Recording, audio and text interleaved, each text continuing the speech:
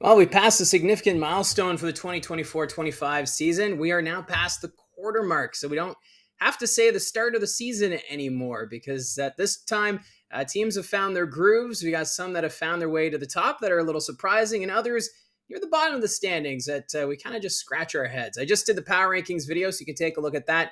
This video, just looking at where we are a quarter of the way through the season and looking at the division leaders right now. I think there's some surprises who are leading the East. It's the Kingston Frontenacs with 24 points. They have a record of 10-4 and 10-5-4, which is 1 point better than the Oshawa Generals, who we expected would be a contender coming out of the East Division. But it's been a little hit and miss for Oshawa to start the regular season. So the first quarter, yes, they're where we kind of thought they'd be near the top, but how we got here, a little surprising, although Callum Ritchie coming back from the Colorado Avalanche has been a big help. And then you shift to the Central Division. All the talk was the Brampton Steelheads this year, and then the Barrie Colts made some moves, and everyone was figuring, okay, it'll be Brampton Barrie maybe battling it out for the Central. But instead, the Niagara Ice Dogs find themselves still in that top spot at the quarter mark. They have a record of 13-5, good for 26 points, which puts them first in the Eastern Conference. Right behind them, though, 4 points back, are the Barrie Colts. So Barrie seems to be on par with what we expected. But when you look at the surprises at the bottom end, you have the Brampton Steelheads, who have a record of 8-8-1. So they're playing 500 hockey, but you kind of thought maybe that offense with the solid goaltending would have gotten them to the top of the conference, but instead battling near the bottom.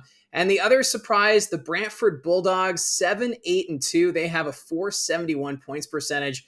Not what we thought we would get from Brantford, although as we move into the next quarter of the season, I'm sure we will see some growth from both Brantford and Brampton. But then you look at the Western Conference, it's kind of similar to what we saw last year. The Kitchener Rangers off to another awesome start. First in the Midwest Division with a record of 13-3-2-1, 29 points, which puts them first overall in the Ontario Hockey League. Nobody saw this coming because they did that trade sending Carson Rakoff to Brampton, which pointed to this team looking to the future. But the pieces that they still have, and then with the coaching system and the styles, this team exceeding expectations, and we'll see how long they can ride this out, because right behind them, they have the London Knights, who are now on that 9-game winning streak here at the quarter mark. They have a record of 13-4, 26 points, so 3 back of the Rangers, and the Erie Otters, another team that has some high expectations this season. They have a record of 10-5-1-1. So the Midwest Division turning into quite the battle here a quarter through this regular season. In the West Division, I kind of figured it was wide open. I thought Flint would be a team to watch for, but instead it's Flint right now sitting at the bottom of that division, and at the top, the Windsor Spitfires with that record of 13-4-1, good for 27 points. So that's the great thing about this season, is that the teams that we expected to be in first place in each division not meeting those expectations. So we're pleasantly surprised with some of these teams that are near the top, including Windsor and Niagara, who, remember, both missed the playoffs last year and had top draft picks. Ethan Belches, of course, the first overall pick in the 2024 OHL priority selection, went to the Windsor Spitfires. He's had a good start. He went to the U17 tournament in Sarnia, but he'll be back in the lineup this weekend. So things a little different when it comes to the West, but no surprise, though, with London in the mix, and expect them to really challenge for Kitchener heading into the second quarter of the season. Now, looking at team stats, it is interesting when you look at the team stats, because when you look at the goals for, Kingston and Windsor right now are tied for the league in goals with 80. Two teams that I don't think we thought would lead in that category. And then at the opposite end, the fewest goals for right now, the Peterborough Petes, 38 is all they have so far. Mind you, the Peterborough Petes in a rebuild. We didn't think they would be too competitive this year, although we didn't think they'd only have one win in the first quarter of the regular season. On the goals against front, the Barrie Colts lead the way. They've given up only 43 goals this season, which is a league best, while the most goals against right now goes to the Guelph Storm with 78. Remember, they had a very slow start. Injuries and illness really plagued that team, plus Jet Luchenko coming late from the Philadelphia Flyers had a factor in there. We've seen Guelph now get some points in these last few games. I think the Storm are going to start to turn things around past this first quarter, but it's still surprising to see Guelph with that 78 goals against. On the power play front, the London Knights lead the way. They have a 30.6% power play rate. I don't know if they'll continue to maintain it at that clip. I think 30% is pretty high. It probably will drop closer to 25, 24%, but still a good sign if you're a London Knights fan, as they're right now riding that 9-game winning streak. The Sarnia Sting, their power play, it's been fizzling. 11.2% is the success rate. Mind you, Sarnia, a young team, they're learning the ropes, they're getting adjusted, so I would expect that to improve as the season goes on.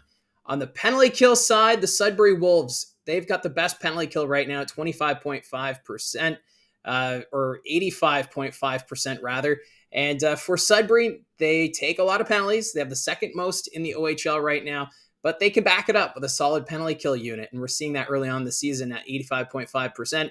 While the Ottawa 67s, they don't take a lot of penalties, but when they do, they struggle to keep the puck out of the back of the net. Their penalty kill right now at 60.4%. I touched on Sudbury having the second most penalty minutes in the OHL. Well, the London Knights, they lead the way with 277 penalty minutes, but they can back it up. They're getting the wins. They've got the offense, but they do like to play that intimidating style. That's something that we saw quite a bit last year, and that's kind of carried over into this season, but they make it work. Meanwhile, for the fewest penalty minutes, it is the Ottawa 67s with just 162. What a difference between London and Ottawa there in the penalty minutes category. Now looking at the player stats, Michael Misa leads the way in goals, 22 so far on the season. Michael Misa has been in beast mode all year.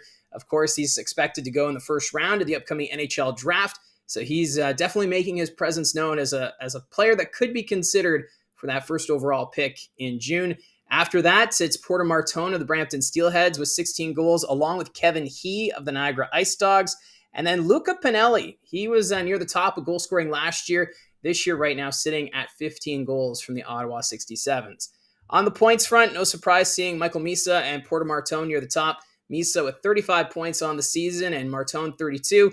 But Liam Greentree, who joined the Spitfires a little late, he's already at 31 points. So keep an eye on Greentree. If those Windsor Spitfires continue to have that offense clicking on all cylinders, Greentree is going to be a big force in that.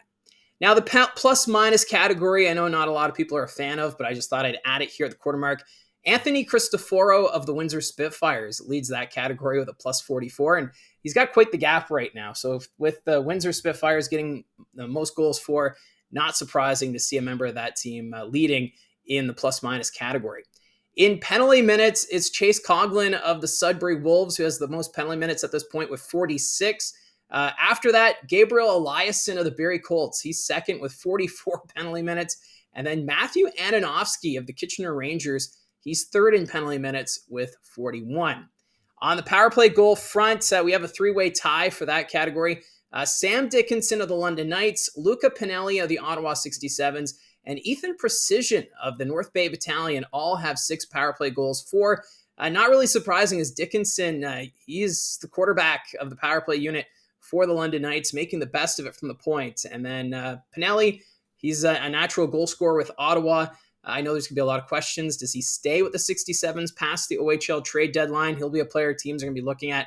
But Ethan Procession, a little surprised seeing him up there. Great to see North Bay being represented in that category.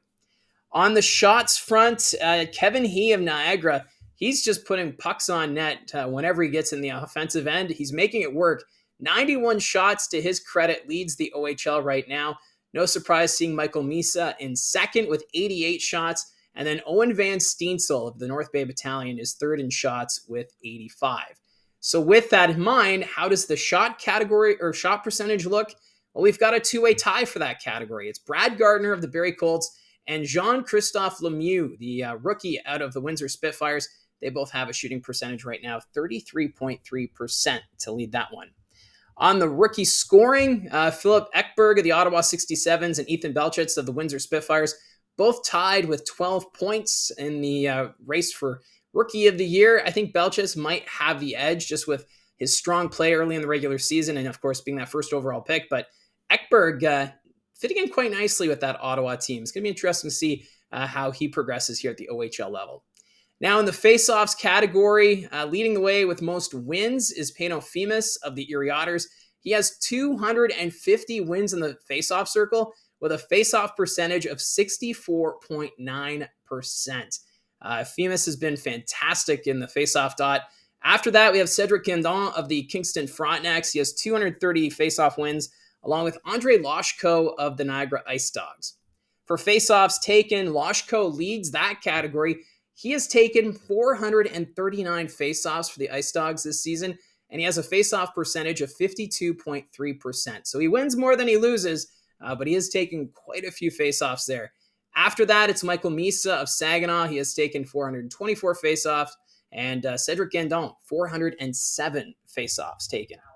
Now, looking at the goalie category, Joey Costanzo of the Windsor Spitfires has the most wins right now with 11. In goalie minutes, Andrew Oak of the Saginaw Spirit, 955 minutes so far. Hopefully, he's able to take a bit of a breather in between games. And then in the shutouts, Joey Costanzo and Noah Erliden of the Erie Otters, they're tied with 2. Costanzo's just been amazing in net for the Windsor Spitfires. Night and day difference from what we saw last year. In the goals against average, Costanzo leads that category as well with a 2.08.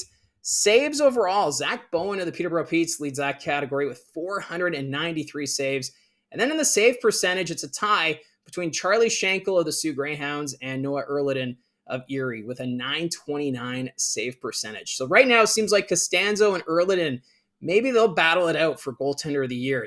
That's at least how things are looking at the quarter mark. I just wanted to do a video just looking at some of the stats. I'm a stats nerd, and I usually look at these stats anyway when I prepare for a broadcast. So I wanted to put this here as we take a snapshot of where we're sitting at the quarter mark of the 24-25 season. So that's how I see it from the booth. What stands out to you a quarter of the way through? Love to see the interactions. Don't forget to hit like and subscribe. Talk to you soon.